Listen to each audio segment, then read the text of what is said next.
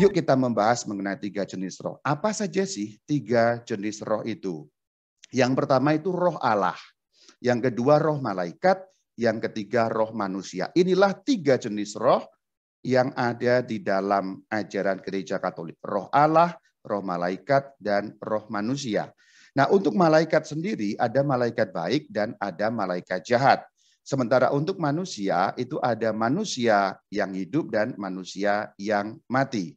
Sekarang kita bahas mengenai malaikat baik. Malaikat baik di dalam ilmu Gereja Katolik yang namanya angelologi itu adalah malaikat. Jadi malaikat baik itu malaikat. Sementara malaikat jahat menurut ilmu demonologi itu adalah setan. Saya tidak bahas perkara ini karena sudah banyak dibahas di channel YouTube Katkit. Kalau kamu mau tahu tentang malaikat dan setan, ketik saja Katkit Rama Bayu Setan sudah muncul mengenai persoalan ini. Intinya adalah malaikat itu terbagi dalam 2 golongan. Yang baik namanya tetap kita sebut sebagai malaikat, yang jahat itu namanya setan. Maka tentang malaikat kemudian kita bisa bagi 2, yaitu ada malaikat dan ada setan. Sekarang kita uraikan sedikit demi sedikit mengenai perkara ini. Ditinjau dari kategori pencipta dan ciptaan, itu yang pencipta itu hanya satu, yaitu Allah. Roh pencipta itu satu-satunya adalah Allah. Tidak ada pencipta yang lain atau roh lain yang mendampingi Allah untuk menciptakan alam semesta. Jadi Allah yang esa, Allah yang satu-satunya. Itulah sang pencipta, roh pencipta. Sementara roh ciptaan itu ada 2 kategori, yaitu malaikat itu roh ciptaan, manusia itu roh ciptaan. Maka setan itu roh ciptaan, malaikat itu roh ciptaan. Itulah kalau kita tinjau dari sisi ciptaan dan pencipta. Kalau kita tinjau dari sudut yang lain, yaitu kita tinjau dari pengertian mengenai roh murni, kita akan bisa dapat melihat yang roh murni itu ada 2. Allah itu roh murni, malaikat itu roh murni. Berarti di sini ketika kita bicara malaikat, maka bicara mengenai sekaligus juga setan. Maka setan itu roh murni. Apa maksudnya roh murni? Roh yang berdiri sendiri tanpa ada tanda petik campuran yang lain. Tidak seperti manusia yang roh tanda petik, saya pakai istilah Jepang, jelas dan gampang, roh campur. Karena kita punya roh tapi dicampur dengan raga sehingga membentuk satu keutuhan yang namanya manusia. Kita bukan roh murni, tapi setan itu roh murni.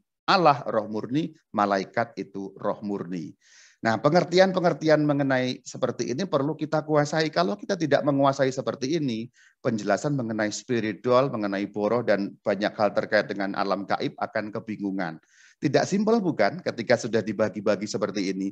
Mungkin Anda yang baru mendengar, loh kok agak rumit ya ternyata. Memang seperti itulah.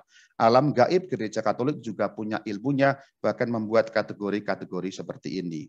Anda perlu menguasai mengenai ini untuk tahu tentang spiritual dan pembahasannya seperti apa. Yuk sekarang kita bahas yang khusus mengenai roh manusia. Roh manusia sesungguhnya kalau dirinci lagi ada 4 kategori. Roh manusia itu ada roh orang hidup, ada roh orang mati. Itu pembagian yang besarnya. Orang yang hidup itu ada rohnya, punya roh. Orang mati juga masih roh ada. Raganya kan yang mati. Maka istilah bahasa Indonesia meninggal dunia. Maksudnya meninggalkan dunia karena raganya mati, tapi rohnya tidak mati. Berarti tetap ada namanya roh orang mati itu. Nah kalau roh orang bumi, roh orang hidup ada di bumi seperti kita ini. Roh orang hidup berarti roh yang masih bersatu dengan raga, maka hidup di bumi. Roh orang mati ada di 3 bagian, yaitu roh orang mati di surga, roh orang mati di purgatorium, dan roh orang mati di neraka. Maka sebenarnya kalau kita melihat roh manusia ada 4 kategori. Roh orang yang di bumi berarti masih hidup, roh orang mati yang di surga, roh orang mati di purgatorium, dan roh orang mati yang ada di neraka. Nah demikianlah kalau kita lihat secara kategori yang 4 itu tadi.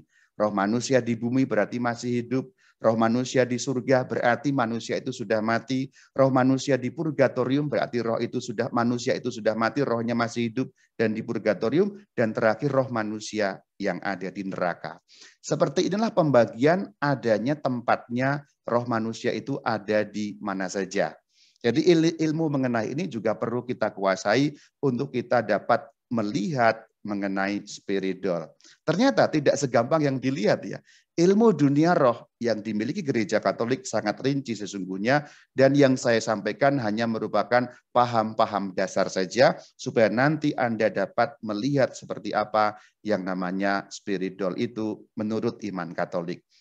Masih lanjutan mengenai 3 roh. Nah, 3 jenis roh tadi, kalau dirinci ada 7 rincian. Nah loh, kenapa harus bicara seperti ini, Rama? Ada 2 kepentingan. Yang pertama, supaya Anda tahu ajaran gereja Katolik mengenai dunia roh persisnya bagaimana. Nomor 2, supaya kita dapat menilai nanti mengenai persoalan spiritual. Kalau ini Anda tidak kuasai, pasti akan bingung untuk menilai fenomena spiritual. Yuk sekarang kita lihat 3 jenis roh di dalam 7 rincian.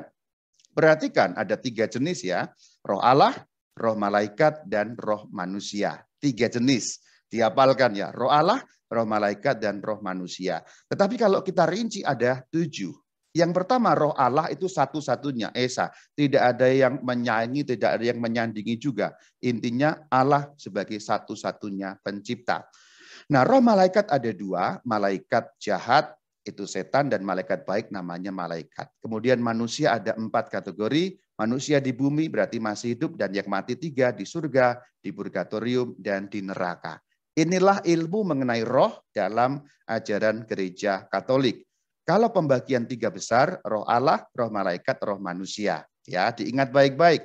3 pembagian besar kategori roh, roh Allah, malaikat, dan manusia.